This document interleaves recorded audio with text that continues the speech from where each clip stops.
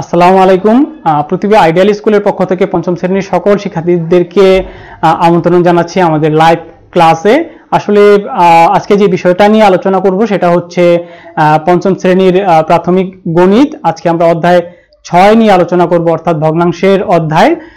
আশা করি অধ্যায় 6 বা ভগ্নাংশের এই অধ্যায় সম্পর্কে তোমাদের মোটামুটি ধারণা আছে। তো সেই ধারণাটাকে আরেকটু কিভাবে শক্তপোক্ত করা যায় বা আরেকটু ডিটেলস বোঝা যায় সেটা নিয়ে প্রাথমিক আলোচনাটা করে আমি দুইটা কাঠামোবদ্ধ প্রশ্ন বা যেটা সৃজনশীল প্রশ্ন আমরা বলি আর কি, সেটা নিয়ে আলোচনা করব।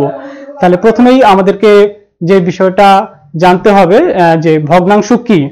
তো ভগ্নাংশ কি, এটার সহজ সরল বা একেবারেই ইজি যে এই সংজ্ঞাটা হয় সেটা হচ্ছে কোনো বস্তু বা পরিমাণের অংশকে বুঝাতে আমরা যে সংখ্যা ব্যবহার করি তাকে ভগ্নাংশ বলে। অর্থাৎ কোনো বস্তু বা পরিমাণের যে সংখ্যাটা বোঝানোর জন্য, অংশটা বোঝানোর জন্য আমরা যে সংখ্যাগুলো ব্যবহার করি তাকে ভগ্নাংশ বলে। তোমরা চাইলে এই সংখ্যাটা খাতায় লিখে নিতে পারো।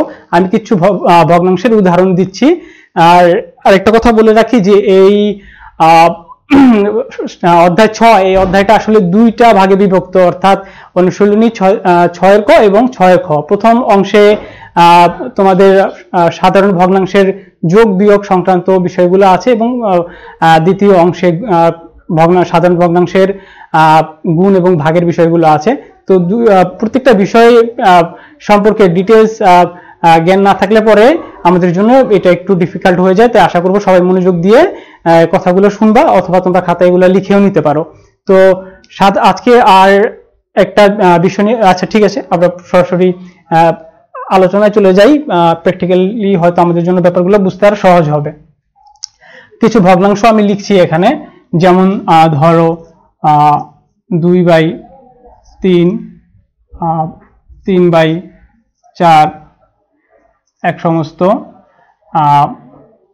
1/2 মুছে দিচ্ছি। আচ্ছা, এখন এই যে ষষ্ঠ অধ্যায়, এখানে আমরা সাধারণ ভগ্নাংশ নিয়ে আলোচনা করব। আর এই ভগ্নাংশগুলোকে মোটামুটি আমরা প্রকৃত, অপ্রকৃত এবং মিশ্র ভগ্নাংশে ভাগ করতে পারি। এছাড়াও আমাদের দশমিক ভগ্নাংশের জন্য আলাদা একটা অধ্যায়, অর্থাৎ সপ্তম অধ্যায় রয়েছে। আমরা দশমিক ভগ্নাংশ নিয়ে সপ্তম অধ্যায় আলোচনা করব। আজকে আমরা প্রকৃত, অপ্রকৃত এবং মিশ্র ভগ্নাংশ সম্পর্কে জানবো। আচ্ছা, তাহলে প্রকৃত ভগ্নাংশ কি? যে ভগ্নাংশটা লবের চেয়ে হর বড়, যে ভগ্নাংশের লবের চেয়ে হর বড়, তাকে আমরা কিন্তু প্রকৃত ভগ্নাংশ বলবো।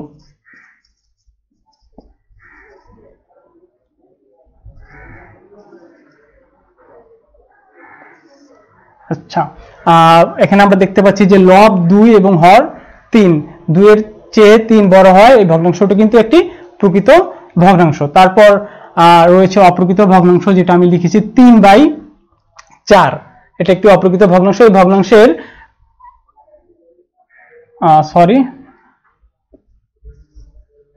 এই ভগ্নাংশটি 5/4, এই ভগ্নাংশটির লবের তুলনায় হর ছোট, লবের তুলনায় হর ছোট হওয়ায় এই ভগ্নাংশটি একটি অপ্রকৃত ভগ্নাংশ।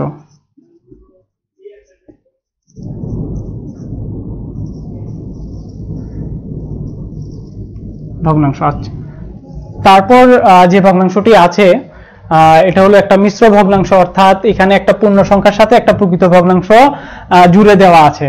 এক্ষেত্রে এটাকে আমরা এরকম বলি যে 1 সমস্ত 1/2, অর্থাৎ পূর্ণ সংখ্যার সাথে যখন কোনো প্রকৃত ভগ্নাংশ যুক্ত থাকে তখন সেই ভগ্নাংশটা আসলে একটা মিশ্র ভগ্নাংশ হয়ে যায়।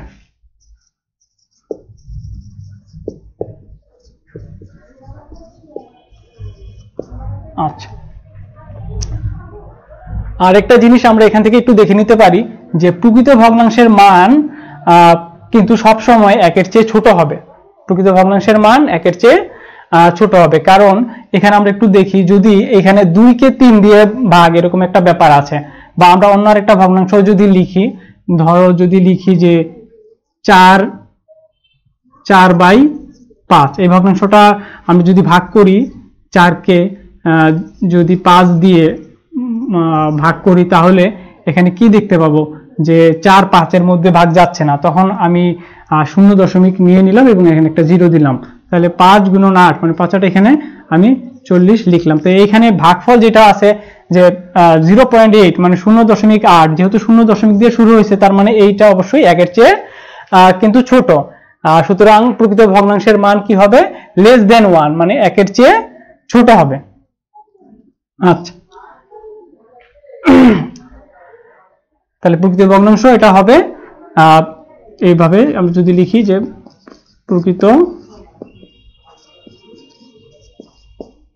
ভগ্নাংশ এটা সবসময় কি হবে? 1 এর চেয়ে ছোট হবে। আচ্ছা, আমরা এখানে যে জিনিসটা দেখলাম যে আরেকটা ভগ্নাংশ দেওয়া আছে অপ্রকৃত ভগ্নাংশ। এখন অপ্রকৃত ভগ্নাংশকে যদি আমি এভাবে ভাগ করি তাহলে অপ্রকৃত ভগ্নাংশের মান কি হবে? 1 এর চেয়ে বড় হবে। অপ্রকৃত ভগ্নাংশের মান হবে 1 এর চেয়ে বড় হবে, মানে গ্রেটার দেন 1। অপ্রকৃত ভগ্নাংশ গ্রেটার দেন 1। আর মনে রাখতে হবে যে প্রকৃত ভগ্নাংশের সাথে যখন একটি পূর্ণাঙ্গ সংখ্যা পূর্ণ সংখ্যা আর কি জুড়ে দেওয়া হয় তখন সেটা একটা মিশ্র ভগ্নাংশ হতে পারে। এরূপ হতে পারে যে 2/3/4, এরূপ অনেক হতে পারে। 3/5/7, অথবা তোমরা এইভাবে বলতে পারো যে 3/7 অংশ, এভাবে বলা যেতে পারে। অথবা আমি যেভাবে বলি আর কি যে 3/5/7, এভাবে বললেও কিন্তু ব্যাপারটা সহজেই হয়ে যায়। আচ্ছা, আমরা এখন আমাদের যে মূল অঙ্ক কাঠামোবদ্ধ প্রশ্ন এই চ্যাপ্টারের জন্য সৃজনশীল প্রশ্ন 1 সেখানে চলে যাই।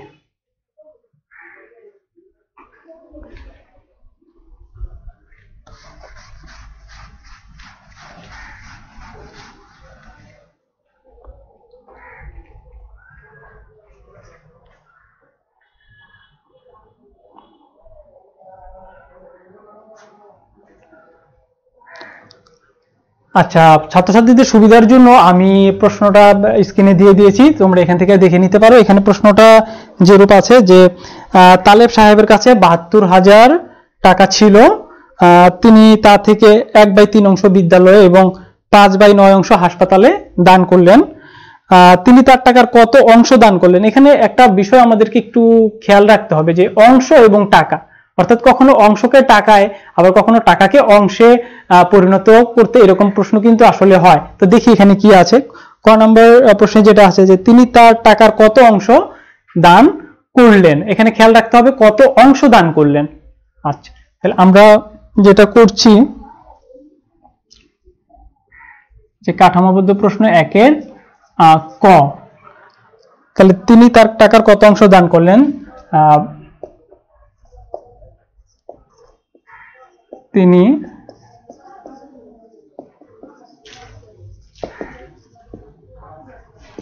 দান করলেন মোট, আচ্ছা এটা আমি একটু নিচে লিখছি, 1/3 যোগ 5/9 অংশ। এখানে অংশে চেয়েছে তাই আমি শুধু অংশগুলো এখানে যোগ করে দিচ্ছি, যেমন এখানে আছে 1/3 এবং 5/9 অংশ।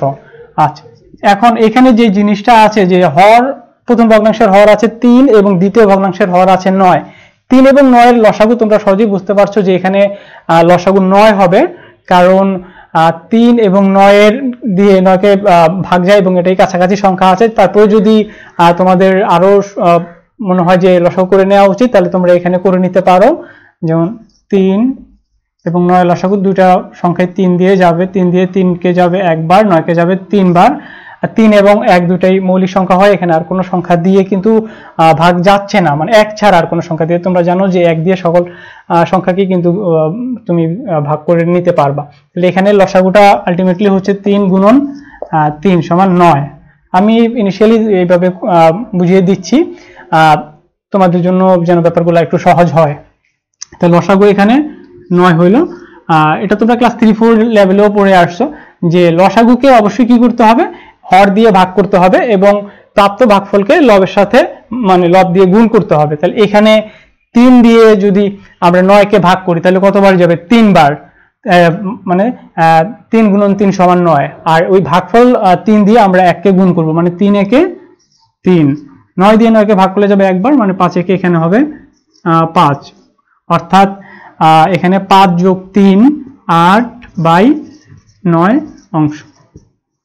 এখন এখানে একটা জিনিস কিন্তু একেবারে ক্লিয়ার হয়ে গেছে যে তার সম্পত্তিকে যদি সর্বমোট 9টি ভাগে ভাগ করে দেওয়া হয়, তার মধ্যে 8 অংশই কিন্তু মানে 8 ভাগে কিন্তু দান করে তিনি দিয়েছেন। তাহলে এখান থেকে বোঝা যায় যে 9 ভাগের 1 ভাগ তার কাছে অবশিষ্ট থাকলো। তারপর দেখি পরের কোশ্চেনটা কি।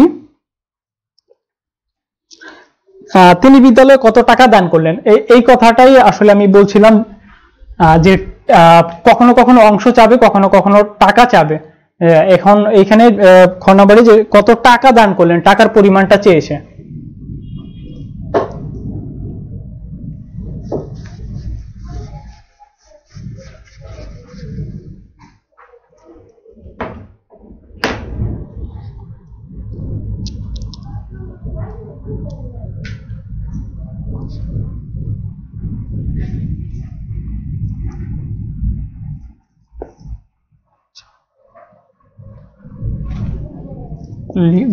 দেয়া আছে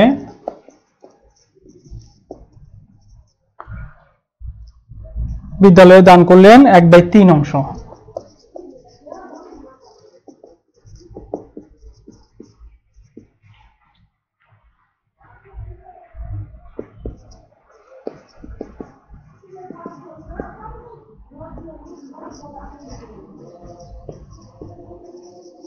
বিদ্যালয়ে দান করলেন 1/3 অংশ। আমরা এখানে একটা জিনিস একটু ক্লিয়ারলি প্রশ্ন থেকে দেখে নেই যে মোট টাকা কিন্তু আছে 72,000, অর্থাৎ মোট সম্পত্তি, মোট টাকা বা মোট যে জিনিসটা আছে সেটাকে কিন্তু আমরা এক অংশ ধরবো। এক হচ্ছে এখানে টোটাল সব, মানে যতগুলো খণ্ডে ভাগ করা হয় সবগুলো যোগ করলে অবশ্যই কিন্তু এক হতে হবে। অর্থাৎ মোট টাকা দেয়া থাকুক, মোট সম্পত্তি দেয়া থাকুক, বা যতগুলো ভাগে ভাগ করা হোক না কেন, মোট সম্পত্তি বা বিষয়টাকে আমরা আসলে এক ধরবো, অর্থাৎ এক এখানে সম্পূর্ণ অংশ। তো আমরা এই জিনিসটা এভাবে লিখতে পারি যে এক বা সম্পূর্ণ অংশ সমান, বা এক অংশ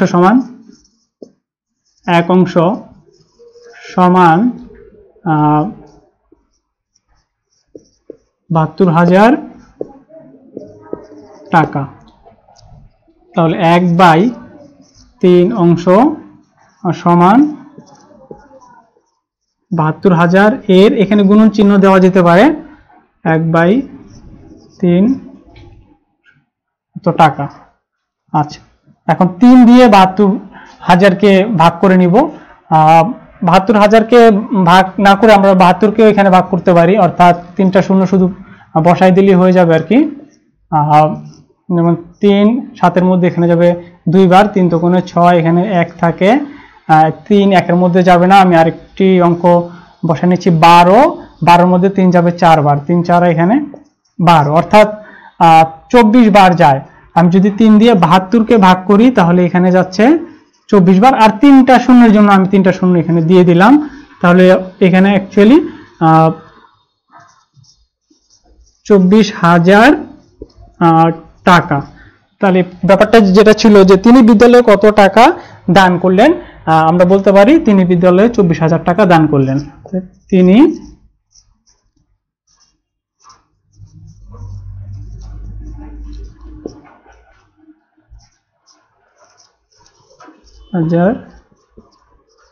টাকা দান করলেন। আচ্ছা, তারপর গ নম্বর কোশ্চেন যেটা আছে যে দান করার পর তার কাছে কত টাকা রইল। আচ্ছা, এটা মুছে দিচ্ছি।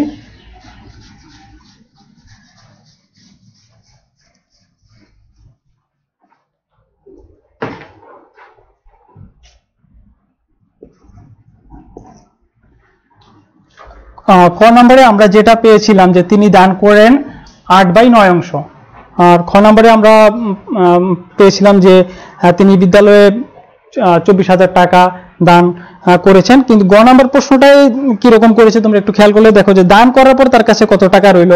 এখন দান বলতে খ নম্বরে তো শুধু বিদ্যালয়ের দানের কথা বলা আছে, কিন্তু উদ্দীপকে কিন্তু দেয়া আছে যে বিদ্যালয় এবং হাসপাতাল মোটমাট দুইটা জায়গায় তিনি দান করেছেন। আমাদেরকে কি করতে হবে, প্রথমে এই দুইটা অংশ সমান কত টাকা হয় সেটা বের করে তারপর কিন্তু মূল টাকা থেকে সেটা বিয়োগ করে দিতে হবে। তো কথা না বলে আমি মূল অঙ্কে চলে যাচ্ছি।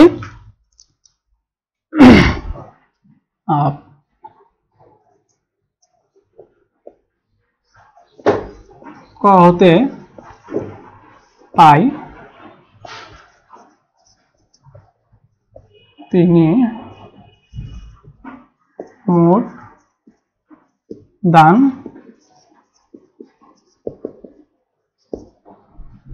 দান করেন এত অংশ। আচ্ছা, এখানে এক অংশ সমান এক বা সম্পূর্ণ অংশ লিখলেও চলবে, সমান দেওয়া আছে এখানে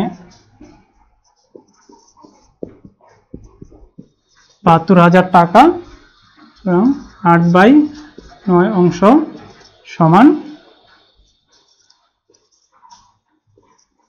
৭২,০০০ এর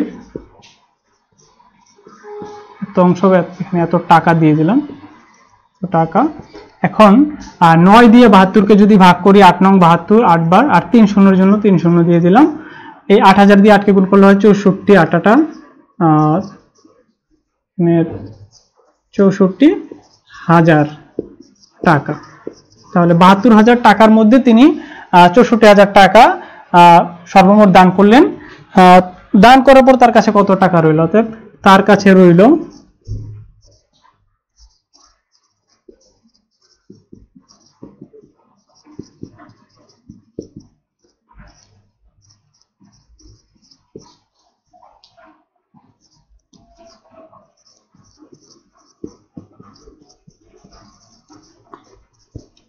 আচ্ছা, এখানে ৩ শূন্যের জন্য আমি ৩ শূন্য দিয়ে দিলাম। ৪ আছে, ১২ হবে এখানে ৮ হলে, আর এখানে সাথে সাথে শূন্য, তার মানে ৮,০০০ টাকা। তার কাছে ৮,০০০ টাকা অবশিষ্ট রইল। আচ্ছা, তারপর আমরা সৃজনশীল অঙ্ক ২-এ চলে যাই। এটা মুছে দিচ্ছি।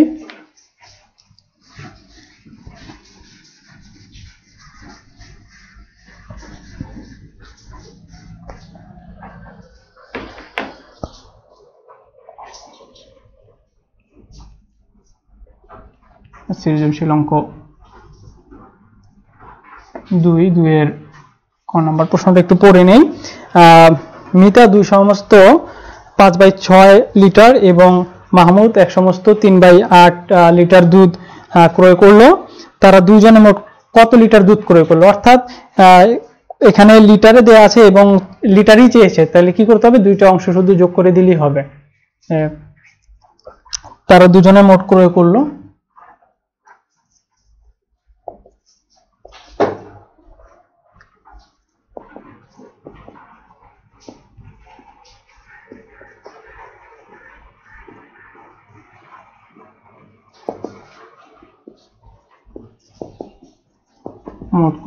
এখানে মিতা ক্রয় করছে ২ সমস্ত ৫/৬ এবং মাহমুদ ক্রয় করেছে ১ সমস্ত। এটা নিচে লিখছি আমি।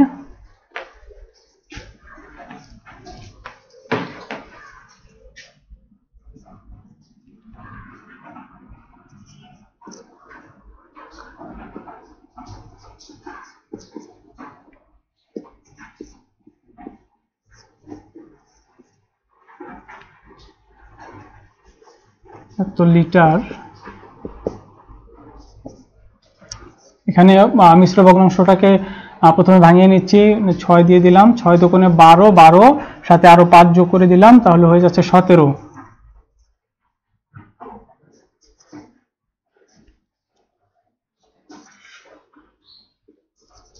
১৭/৬, এখানে ৮, ৮ একে ৮ আর হচ্ছে ৩, ১১ লিটার। এখন ৬ এবং ৮ এর লসাগু করে নিব। ৬ এবং ৮ এর লসাগু হবে ২৪, তো তোমাদের সুবিধার্থে তোমরা এখানে লসাগু করে নিতে পারো। দুইটাই জোড় সংখ্যা, অর্থাৎ 2 দিয়ে অবশ্যই যাবে। 6কে যাবে 3 বার, 8কে যাবে 4 বার। 3 একটি মৌলিক সংখ্যা, অপরদিকে 4 যৌগিক সংখ্যা। এদের কোনো সাধারণ গুণনীয়ক নেই এক ছাড়া যে আমরা ভাগ করতে পারবো। সুতরাং লসাগু হবে 3 × 6, 4 × 6 = 24। আমরা এখানে 24 দিয়ে দিচ্ছি। 6 24-এর মধ্যে যাবে 4 বার, 4 × 6 = 24। 4 দিয়ে 17কে গুণ করতে হবে। 4 × 7 = 28, 8 হাতে থাকে 2, 4 × 4 আর 2 = 6। আচ্ছা, 8 24-এর মধ্যে যাবে 3 বার, আর 3 × 8 = 24, এবং এখানে 3 দিয়ে 11কে গুণ করলে হবে 3 × 11 = 33 এত লিটার। আচ্ছা, তাহলে থাকলো 24, এখানে 3, 8, 11-র 1 হাতে থাকে 1, 3 আর 1 4, 4 আর 6 হচ্ছে 10 এত লিটার। এটাকে যদি আমি মিশ্র ভগ্নাংশে ছিল, সুতরাং মিশ্র ভগ্নাংশ করে দিচ্ছি। 24 দিয়ে 101কে ভাগ করি, ভাগ করলে যদি 5 বার দিলে বেশি হবে যাবে, আর 4 বার দেই। 4 4 আর 16, 6 হাতে থাকে 1, 4 2 8 আর 1 9, 6 আছে 11 হবে। এখানে 5 হইলে এখানে 10 10 এখানে শূন্য কিছু থাকে না, অর্থাৎ 4 সমস্ত 5/24, 4 সমস্ত 5/24 লিটার, অর্থাৎ 4 লিটারের বেশি কিন্তু তারা করেছে। আচ্ছা, তারপর আমরা ক্ষয়ে চলে যাই।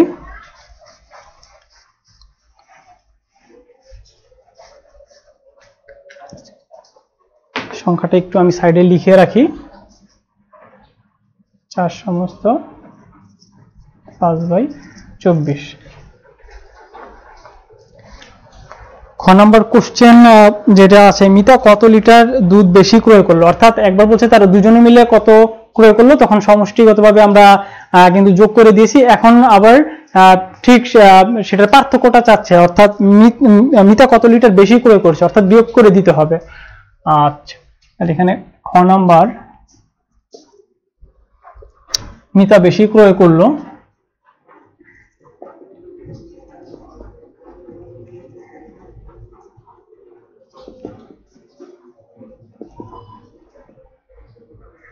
নিচে লিখছি আমি, 2 সমস্ত 5/6 বিয়োগ 1 সমস্ত 3/8 এত লিটার। আচ্ছা, এখানে ওই জিনিসগুলো বসাই দিলেই হয়ে যায় আর কি, অর্থাৎ কতে যেরকম ভাবে ভাঙাইছি। 6 × 12 আর 5 এখানে 17, 8, 8 থেকে 8 আর 3 11 যোগ করে দেই তো লিটার। লসাগু হয়েছিল আমাদের 24, এখানে ছিল 4 বার, 4 7 28-এর 8 হাতে থাকে 2, 4 1 4 আর 2 6 68, এখানে যে 3 বার, 3 11 33 লিটার। আচ্ছা, এখানে 3 আছে 8 হবে 5 হলে, এখানে 3 আছে 6 হবে 3 হলে 24 লিটার। আচ্ছা, এটাকেও যদি মিশ্র ভগ্নাংশ করে দিই, তাহলে 24 35-এর মধ্যে যাবে একবার, অর্থাৎ 24 একে 24, আর এখানে ভাগশেষ থাকে 4 আছে 5 হবে 1 হলে, 2 আছে 3 হবে 1 হলে, অর্থাৎ তোমরা এই জিনিসটা এখানেও করে নিতে পারো। 24 দিয়ে 35-কে ভাগ করলে 24 একে এখানে 24, 4 আছে 5 হবে 1 হলে, 2 আছে 3 হবে 1 হলে, অর্থাৎ পুরো 11 ভাগশেষটা দিয়ে দিলাম, আর ভাজ্য নিচে দিয়ে দিলাম, অর্থাৎ 1 সমস্ত 11/24 লিটার দুধ কিন্তু মিতা বেশি ক্রয় করলো। আচ্ছা, তারপর গ নম্বর অংশে চলে যাই। আর কত লিটার দুধ ক্রয় করলে তাদের দুইজনের মোট 5 লিটার দুধ হতো।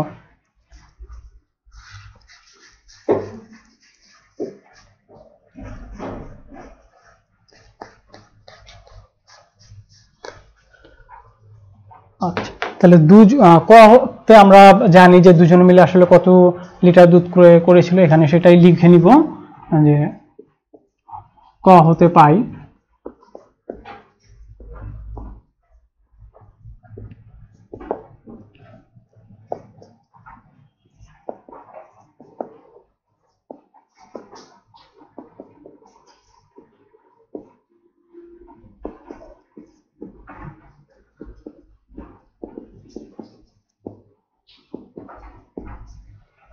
মোট দুধ কিনলো 4 সমস্ত 5/24 লিটার। আচ্ছা, এখন ওদের হতে হবে 5 লিটার, এখানে আছে হলো 4 লিটারের কম, তার মানে 5 থেকে যদি আমি দুইজনে কতটুকু কিনেছে সেটা বিয়োগ করে দিলেই কিন্তু আমরা আমাদের রেজাল্টটা পেয়ে যাব। এখানে কি করতে হবে, 5 থেকে বিয়োগ দিতে হবে। কেন? কারণ 5 লিটারের কথা বলেছে, যে 5 বিয়োগ 4 সমস্ত বাই অংশ লিটার 24। এখানে 4 4 16, আর 16 সাথে ওই 5 আমি আগে যোগ করে রাখছি, অর্থাৎ 16 17 18 19 20 21। আচ্ছা, এখানেই করায় দেখাচ্ছি, 24 গুণন 4 4 4 16 6, হাত থেকে 1, 4 দোকানে এখানে 8 আর 1 9 96, তার সাথে হবে 5 যোগ করে দিব, যোগ করলে এখানে 11 1, হাতে থাকে 1 9 1 10, অর্থাৎ 101 এত লিটার। আচ্ছা, 24 লসাগু হবে, 24 দিয়ে পূর্ণ সংখ্যাটাকে সরাসরি গুণ করতে হবে, অর্থাৎ 4 5 20 এখানে 0, হাতে থাকে 2, 5 দোকানে 10, 10 আর 2 12, আর এখানে থাকে 24 24 মধ্যে একবার, অর্থাৎ 1 দিয়ে 101 গুণ করলে হয় 101 এত লিটার। 1 আছে 10 হবে এখানে 9 হইলে। আচ্ছা, এখানে 1 চলে আসলো, 1 আছে 2 হবে এখানে 1 হইলে থাকে 24 এত লিটার। অর্থাৎ 5 লিটার হতে হলে তাদেরকে আরো এত লিটার দুধ ক্রয় করতে হবে। আমি এটা উপরে লিখে দিচ্ছি।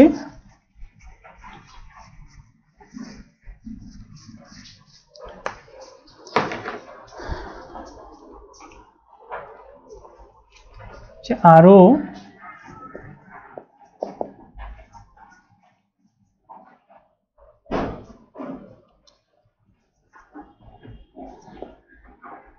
19/24 লিটার দুধ ক্রয় করলে তাদের